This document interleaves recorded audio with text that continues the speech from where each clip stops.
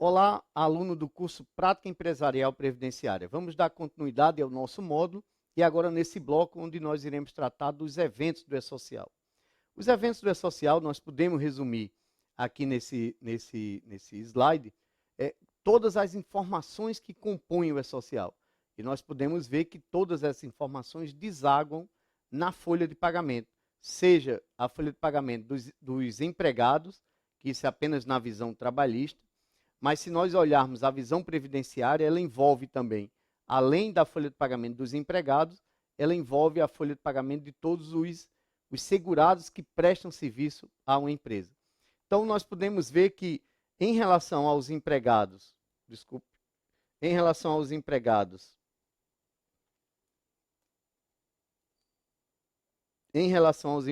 nós temos as informações de admissão, de alterações contratuais, de alterações cadastrais, as informações relacionadas à CAT, que é a comunicação de acidente de trabalho, as informações relacionadas aos afastamentos temporários, tudo isso nós iremos mostrar com mais detalhe um pouco mais à frente, as informações de saúde e segurança e as informações relacionadas ao desligamento. Existe outra categoria de trabalhadores que, apesar de não serem empregados, o Comitê Gestor do E-Social, por uma necessidade dos órgãos, ele definiu que esses trabalhadores eles têm de ter a prestação das informações previamente, de informações cadastrais e contratuais, por exemplo, dos estagiários, dos cooperados, dos sócios que recebem Prolabore, esses trabalhadores têm de ter também essas informações previamente prestadas. E, por fim, a terceira categoria, que é a categoria dos trabalhadores eventuais, que, embora sejam contribuintes individuais, eles não precisam ter essas informações previamente prestadas, mas eles precisam ter as informações enviadas no momento em que eles trabalham, no momento da folha de pagamento. Então, esses trabalhadores eventuais, eles não precisam terem as suas informações previamente prestadas, mas eles precisam constar na folha de pagamento. Então, veja que todos os trabalhadores, todos os segurados que prestam serviço a uma empresa, eles têm de ter as suas informações prestadas ao E-Social. Um outro ponto importante que nós temos que falar é sobre o RET, o Registro de Eventos Trabalhistas. Nós podemos dizer que ele é como se fosse a espinha dorsal a espinha dorsal do E-Social. É com o RET que o E-Social irá controlar o recebimento de todas as informações enviadas a ele. Quando o empregador envia um evento de admissão de um empregado, o SERPRO, o E-Social, ele vai abrir como se fosse um prontuário desse empregado, que seria o RET, e vai lançar essa informação que esse empregado, aquela pessoa, ele é empregado daquele empregador.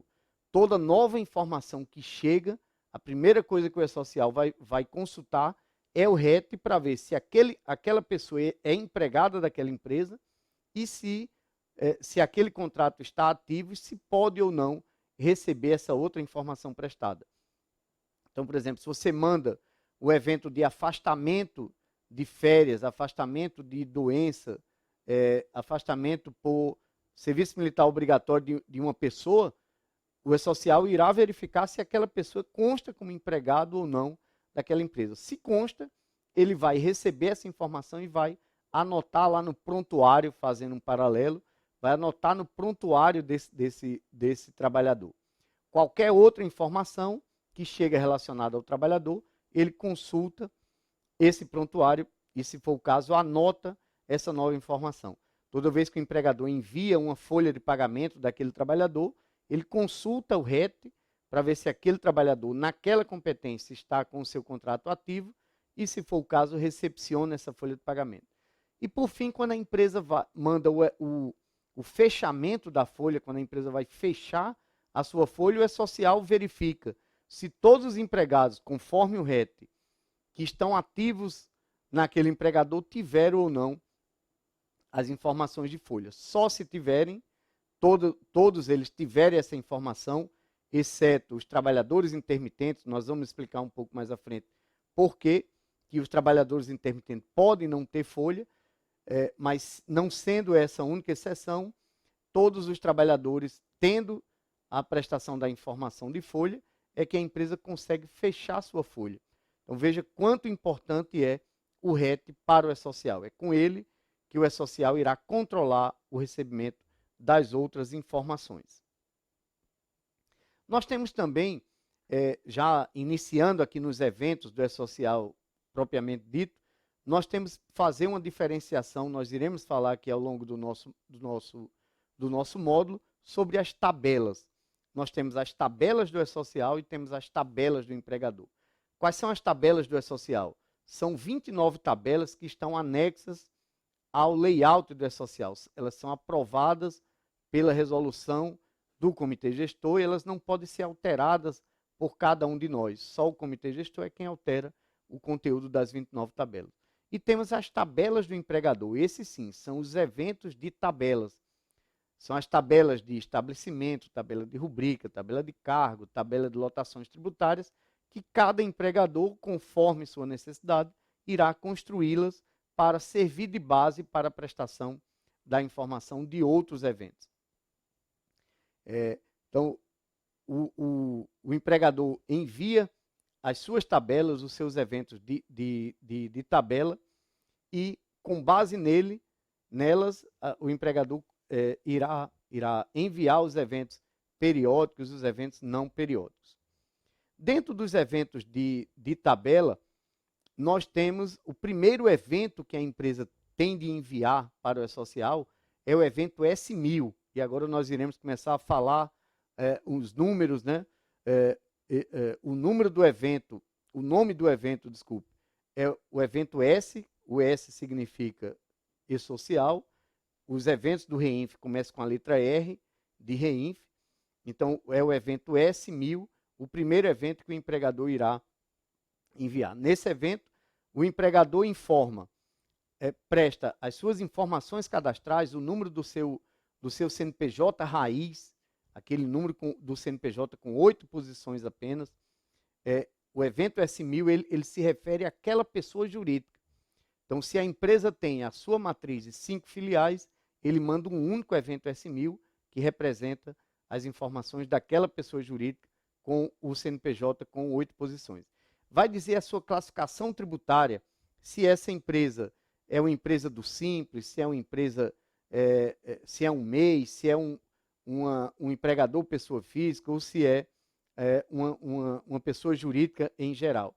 É de acordo com essa classificação tributária que lá na frente o E-Social, na hora de fazer os cálculos de contribuição previdenciária que aquele empregador deve, o E-Social irá utilizar essa classificação tributária para ele saber se deve cobrar a parte patronal da contribuição previdenciária, se deve cobrar a alíquota de terceiros, se deve cobrar o GILRAT. É com base nessa classificação, nessa correta classificação tributária que os cálculos serão feitos. Também o empregador nesse evento diz a sua natureza jurídica, qual de acordo com a tabela 21 do E-Social, ele vai dizer se aquele empregador é uma sociedade anônima, é uma sociedade limitada, é uma empresa individual, enfim. Vai dizer também se aquele empregador é uma cooperativa, é uma construtora, ou se tem alguma hipótese de desoneração de folha. E, por fim, dentro desse evento, o empregador irá dizer se ele está optando ou não pelo registro eletrônico de empregados. E o que é que isso vai significar? Vai significar que as empresas que optarem pelo registro eletrônico de empregados e, depois que for publicada uma portaria alterando a atual portaria que regulamenta o registro de empregados, essas empresas que optaram irão ficar desobrigadas de possuírem o livro, de possuírem ficha de registro de empregados, porque o registro de empregados, o seu registro de empregados será cumprido, a sua obrigação do registro de empregado será cumprida mediante o envio das informações cadastrais e contratuais ao E-Social. Nós sabemos que pela CLT o empregador tem o direito de escolher entre o livro, ficha ou sistema eletrônico. Então, o E-Social ele não podia tirar do empregador essa possibilidade de escolher um desses 3 tipos. Para isso, precisaria mudar o texto do artigo 41 da CLT. O que o E-Social fez foi dar a possibilidade para o empregador de aproveitar o E-Social, aproveitar o envio das informações ao E-Social, para também cumprir a sua obrigação relacionada ao registro de empregados.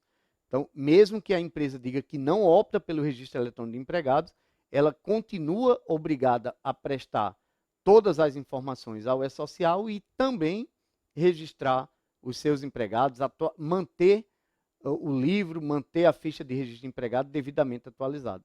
Então, está sendo dada essa oportunidade para os empregadores não precisarem ter essa obrigação que atualmente eles têm, e ela vai poder trocar essa sua obrigação pelo envio das informações ao E-Social. O segundo evento que as empresas irão enviar é o evento S1005, o evento Tabela de Estabelecimentos. Nesse evento, a empresa irá listar todas as suas filiais, todos os seus estabelecimentos. É claro que quais são os estabelecimentos que precisam ser listados no E-Social, no evento S1005? Aqueles estabelecimentos onde há empregados, onde há algum segurado obrigatório que presta serviço à empresa, ou seja, aqueles estabelecimentos onde há algum fato gerador de fundo de garantia, de contribuição previdenciária ou de imposto de renda. Se aquele empregador ele possui alguma filial e naquela filial não há nenhum fato gerador de contribuição previdenciária, ele pode não listar, ele pode não enviar o evento S1005 relacionado àquele estabelecimento. É importante também dizer que cada estabelecimento será informado por meio do envio de um arquivo XML do evento S1005. Então, se eu tenho 5 estabelecimentos, eu vou mandar 5 eventos XML do evento S1005, um relacionado a cada um daqueles estabelecimentos.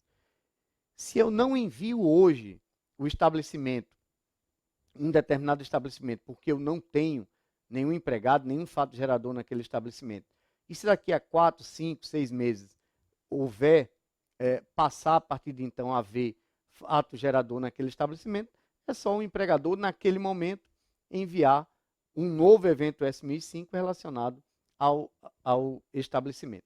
Nesse evento, o empregador irá identificar o estabelecimento com o CNPJ com 14 posições e não mais só com 8 posições, irá dizer qual é o KNAI preponderante daquele estabelecimento, qual é a alíquota GILRAT e qual é a alíquota FAP.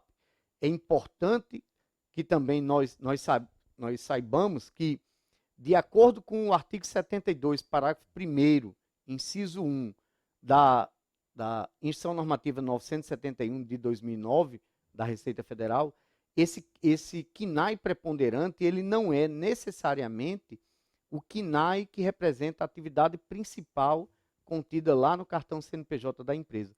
O KNAI preponderante, ele é referente à atividade que aquele estabelecimento exerce e que ele utiliza a maior quantidade de empregados. Então, se no mesmo estabelecimento eu desenvolvo 2 atividades e se nesse estabelecimento eu desenvolvo 2 atividades, a empresa tem que verificar em qual daquelas 2 atividades é que a empresa utiliza a maior quantidade de empregados, e essa atividade é que deve ser representada pelo KNAI preponderante. De acordo com o artigo 72, também, parágrafo 1º, inciso 1, da mesma instituição normativa, essa avaliação ela tem de ser feita mensalmente. Então, se a empresa, no mesmo estabelecimento, em um mês, ela utiliza a maior quantidade de empregado numa ou noutra atividade, essa avaliação tem que ser feita mensalmente, e, se for o caso, tem que ser enviado um novo evento S1005 com a indicação de alteração do KNAI preponderante. Porque sobre esse KNAI preponderante, de acordo com o KNAI preponderante, é que nós definimos qual é a alíquota GILRAT, se 1, 2 ou 3%.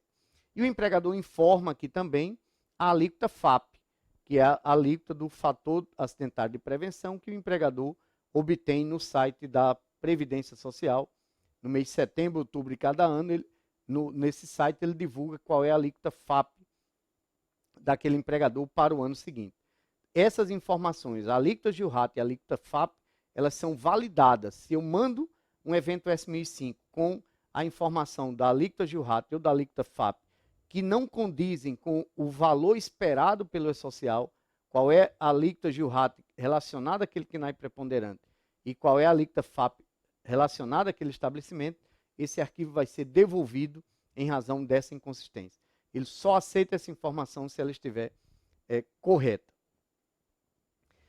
Dentro ainda do evento S1005, o empregador irá dizer qual é o tipo de registro de ponto que ele adota, se ponto manual, mecânico ou eletrônico, e se aquele estabelecimento está ou não obrigado a contratar aprendiz ou a contratar PCD, que é a pessoa com deficiência. Então, cada estabelecimento, dentro do evento S1005, ele vai com essa informação se a empresa está ou não, se aquele estabelecimento está ou não obrigado a contratar aprendizes ou a contratar PCD. Esse evento S1005, essa tabela de estabelecimento, ele vai servir, dentre outras utilidades, para que o empregador diga em qual dos seus estabelecimentos aquele empregado trabalha. O E-Social está mudando um pouco o conceito de empregador que muitos adotavam até então. Muitos até hoje diziam, eu contratei um empregado para trabalhar na matriz ou contratei um empregado eu contratei um empregado na matriz ou a filial foi quem contratou aquele empregado. Na verdade, não é isso que acontece. Quem foi que contratou aquele empregado? Não foi a matriz, não foi a filial. Quem contratou aquele empregado foi aquela pessoa jurídica ou aquela pessoa física, se for o caso de um profissional liberal, por exemplo. Então, você contrata, você envia dizendo que aquela empresa contratou o empregado e diz em qual dos seus estabelecimentos é que o empregado está lotado.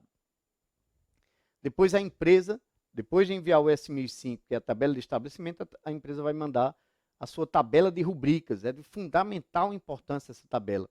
É com base nessa tabela de rubrica que a empresa irá irá listar todas as suas rubricas, indicando o código de livre escolha, indicando o nome de livre escolha. Ele vai dizer se aquela rubrica é uma rubrica de vencimento, uma rubrica de desconto ou uma rubrica meramente informativa. O que o empregador terá que dizer é qual é a natureza daquela rubrica. Aí sim, ele vai ter que relacionar essa rubrica que ele cria com o nome que ele acha conveniente. Ele vai dizer, de acordo com a tabela número 3, qual é a sua natureza. Nós vamos mostrar um pouco mais à frente um exemplo de uma tabela de rubrica. E aí fica mais fácil de nós compreendermos. Para cada uma dessas rubricas, o empregador irá dizer sobre essa rubrica incide contribuição previdenciária, incide fundo de garantia ou incide imposto de renda. E é com base nessa definição que o empregador faz que os cálculos, que as guias de fundo de garantia, de previdência e de imposto de renda serão geradas. Então, o E-Social ele não vai criticar se você disser que sobre a rubrica de salário não incide previdência, não incide fundo de garantia, por exemplo. O E-Social ele vai receber essa informação. Nós falamos no módulo 1 que as regras de validação elas não servem para fazer o controle da legalidade da informação prestada.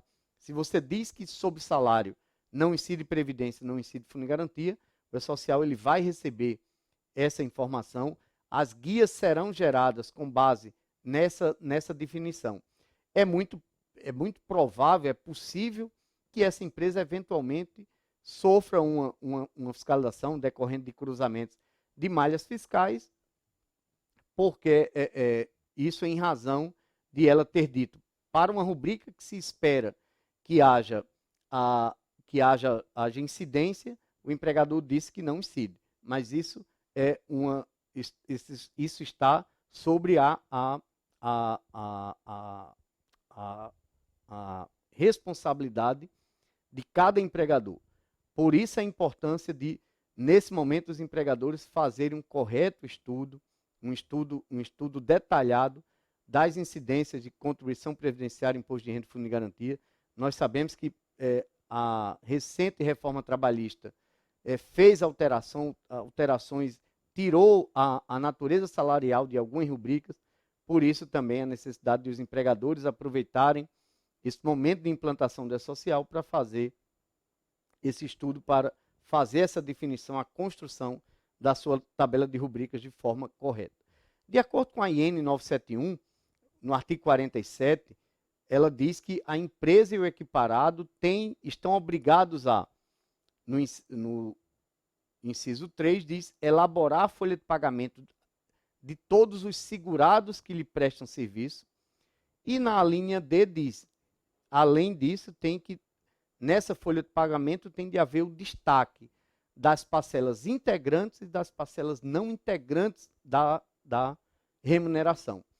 Por conta disso que se entende que tudo aquilo que o empregador dá para o empregador, tudo aquilo que o empregador dá para o empregado, tudo aquilo que o empregador fornece ao empregado, ainda que não tenha natureza salarial, esses valores têm de transitar pelas folhas de pagamento. Por isso, uma das razões para a existência das rubricas informativas. As rubricas informativas servem para você lançar na folha de pagamento valores que não influenciam o valor líquido devido ao trabalhador. Mas esses valores têm de ser informados porque são obrigados de acordo com a norma, ou porque eventualmente compõem a base de incidência de previdência ou de fundo de garantia. Por exemplo, no serviço militar obrigatório, durante todo o período que o empregado está afastado, o empregador ele permanece com sua obrigação de recolher o fundo de garantia. Então, ele tem que lançar na folha o valor, quanto seria o valor, o salário devido àquele trabalhador, e aí lança numa rubrica informativa, só para compor a base de incidência do fundo de garantia. Para cada uma dessas rubricas, o empregador vai dizer incide previdência, não incide previdência. Eventualmente, se ele tem alguma ação judicial ou algum processo administrativo que o isenta de recolher, de incidir contribuição previdenciária sobre uma determinada rubrica, ele lá no evento S1070, na tabela de processos administrativos, ele vai cadastrar esse processo e na hora que ele for cadastrar essa rubrica, no evento S1010, ele vai indicar, por exemplo, o código 91. Ele vai dizer que não incide previdência, mas, ele vai dizer que a incidência de contribuição previdenciária está suspensa por conta de uma decisão judicial. Ele vai indicar, por exemplo, o código 91. Do mesmo jeito, ele vai fazer no fundo de garantia e no imposto de renda. Mostramos aqui na tela um exemplo aqui de uma tabela de rubrica, bastante resumida. Veja que eu tenho a rubrica, o código 100, que o empregador cria esse código. O nome que ele deu a essa rubrica é o nome de salário, e ele diz que de acordo com a tabela número 3, qual é a sua natureza. Ele diz que a natureza dessa rubrica é a natureza 1000. A natureza 1000 corresponde a salário. Ele diz que é uma rubrica tipo 1, uma rubrica de vencimento, incide, o código 11 significa que incide, ele está dizendo que incide previdência, incide fundo de garantia, incide imposto de renda. Ele criou, por exemplo, a rubrica 140, adicional especial. Pelo nome, nós não sabemos o que é adicional especial, mas ele diz que a natureza é 1205. Se a natureza é 1205, essa rubrica ela tem a sua natureza de adicional noturno. Então, para os órgãos de fiscalização, não importa o nome que o empregador deu a essa rubrica. O que importa é qual a natureza que o empregador vinculou de acordo com a tabela número 3. Para essa rubrica, por exemplo, ele diz que não incide fundo de garantia. Quando, então, ele lançar o valor devido a um trabalhador na folha de pagamento nessa rubrica, a Caixa, quando receber essa informação que for gerar a guia, ela não vai somar o valor que consta nessa rubrica à base de incidência do fundo de garantia. Depois o empregador irá construir a sua tabela de lotações tributárias. Para que serve a tabela de lotações tributárias? Serve para ele identificar o código FPAS e o código de terceiros. Então, cada empresa, cada empregador terá de ter, pelo menos e obrigatoriamente, uma lotação tributária do tipo 1, que é a lotação tributária padrão. Mas se uma empresa ela tem alguns estabelecimentos em que eles têm outros códigos FPAS e outros códigos de terceiros, para cada parzinho desse FPAS terceiro, ele tem de criar uma lotação tributária. As prestadoras de serviço, quando elas prestam serviço de vigilância, de limpeza, por exemplo, para cada um dos seus tomadores, ela tem de construir a sua tabela de lotações tributárias para que ela possa identificar os tomadores de serviço. Da mesma forma, as obras. Uma empresa construtora, para cada uma das suas obras, ele vai criar uma lotação tributária fazendo a relação entre aquela obra e o número do CNO que ele previamente já criou para a obra. Então, a tabela de lotação tributária ela tem duas funções: diferenciar as incidências, os códigos FPAS e código de terceiros, e a outra função, identificar as obras de construção civil e os tomadores de serviço. Depois o empregador vai criar sua tabela de cargos, atribuindo um código para aquele cargo, dando o nome daquele cargo e identificando aquele cargo com o código do CBO. Essa tabela de cargo ela é obrigatória para todos os empregadores, eles têm que obrigatoriamente utilizar a tabela de cargo. Temos também a tabela de funções. A tabela de função ela já não é obrigatória para os empregadores. Apenas aqueles empregadores que contratam empregados para exercer um cargo e exercer também uma função de confiança é que elas têm de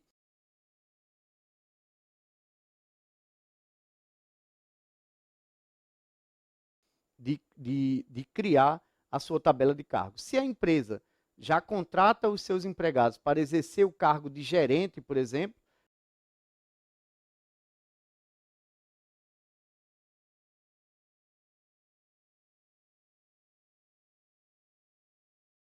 ela vai criar apenas a tabela de cargo, o cargo de gerente. Se a empresa contrata um empregado para o cargo de auxiliar de escritório e um daqueles auxiliares de escritório vai exercer a função de gerente, aí a empresa tem que ter a tabela de cargo, auxiliar de escritório, por exemplo, e a tabela de função gerente. Para aquele empregado, na hora de ele enviar o evento de cadastro do seu empregado, ele vai dizer o código do cargo e o código da função. Temos também a tabela de horários. A empresa, no evento S1050, ela vai listar todos os horários nos quais os seus empregados podem trabalhar. Aqui apenas ele vai listar um horário de 8 horas por dia, um horário de 4 horas por dia, um horário de 12h36. Ele vai criar os seus horários na tabela de horários e, na hora de enviar os dados cadastrais do empregado, ele vai dizer em qual daqueles horários previamente cadastrados aqueles empregados trabalham. Temos também a tabela de processos administrativos e judiciais. Como nós já falamos lá na tabela de rubricas, essa tabela ela irá servir para que o empregador cadastre os processos administrativos e judiciais que aquele empregador tem contra um dos órgãos partícipes do E-Social. Não são aqui as reclamações trabalhistas dos empregados contra os empregadores. Não. Esses processos que são cadastrados aqui são aqueles processos que a empresa tem contra um dos órgãos e que muda o cumprimento de uma das suas obrigações. Por exemplo, lá na tabela S1010, se ele tem um processo, uma decisão judicial que o isenta de incidir contribuição previdenciária sobre o texto de férias, por exemplo, ele vai cadastrar esse processo aqui no evento S1070 e, quando ele for mandar a sua tabela daquela rubrica de texto de férias, ele vai dizer que não incide, vai indicar o código de incidência suspensa e vai indicar o código daquele processo que ele cadastrou no evento S1070. Com isso, ele vai... qualquer outra obrigação que ele tenha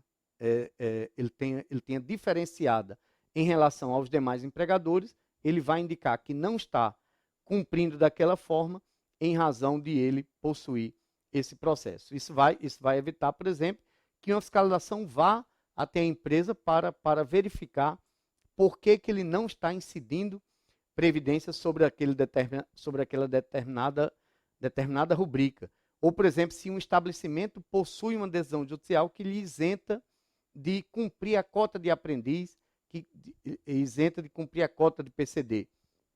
Quando ele disser que aquele estabelecimento não está obrigado, ele vai dizer que não está obrigado porque tem o processo o processo judicial, a decisão judicial que ampara essa informação. E assim concluímos o nosso segundo bloco do nosso módulo sobre o E-Social e aguardamos vocês no próximo bloco.